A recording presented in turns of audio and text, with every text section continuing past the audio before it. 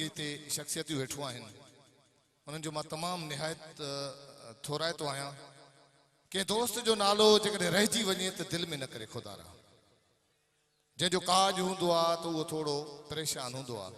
सभ खां पहिरियां मां सैयद सजाद हुसैन शाह जेको डोकरी खां आयो आहे उनजो मां तमामु निहायत थोराइतो आहियां। उहो मुंहिंजो सुहिणो सैयद तमामु मूंसां प्यारु कंदड़ आहे ऐं असां उन जा आशिक़ आहियूं। भाउ वकील शेख नसीराबाद खां कही आयो आहे।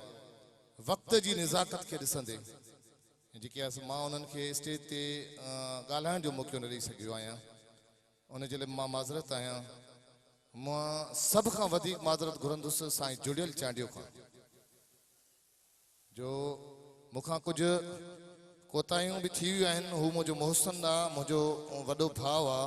मां हुनजो निहायत थोराइतो आहियां जो हू मुंहिंजे कोठ ते नंढड़ी नीड ते मुंहिंजे पिंडाल में वेठो आहे, मुंहिंजे साम्हूं वेठो आहे। साईं जुड़ियल चांडियो लाइ भरपूर ताड़ियूं। बाक़ी त ही सॼो पिंडाल मुंहिंजे दोस्तनि सां भरियो पियो आहे, मुंहिंजे महबूब दोस्तनि सां भरियो पियो आहे, प्यार कंदड़नि सां भरियो पियो आहे। भाउ ज़ुल्फ़कार कांदड़ो साहिबु आहे, भाउ ज़ुल्फ़कार ॾेरो आहे, मुंहिंजो नंढड़ो भाउ फराज़ आहे ऐं मुंहिंजा जेके 24 कलाक मूंसां गॾु हुया अकबर खोखर, इरफान खोखर, भाउ नसीम सोढर, निसार अहमद गाॾी, निज़ाम गोपांग साहिबु, मुनवर नूनारी, कयूम नूनारी ऐं काफ़ी अहिड़ा दोस्त आहिनि। मुस्तफ़ा सुमरो, ज़ाहिद मीराणी।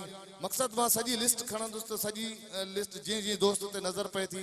सिकंदर उन्नड़ जो मां तमामु निहायत थोराइतो आहियां। अरबिल ओड जो मुंहिंजा आर्टिस्ट आहिनि।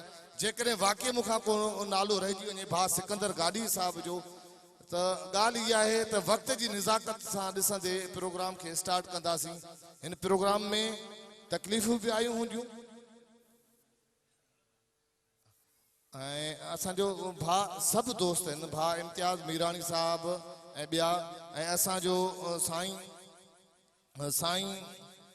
सलीम शाह उनजो मां निहायत थोराइतो आहियां जेके कुर्ब जा क़दम भरे आया ऐं असांजो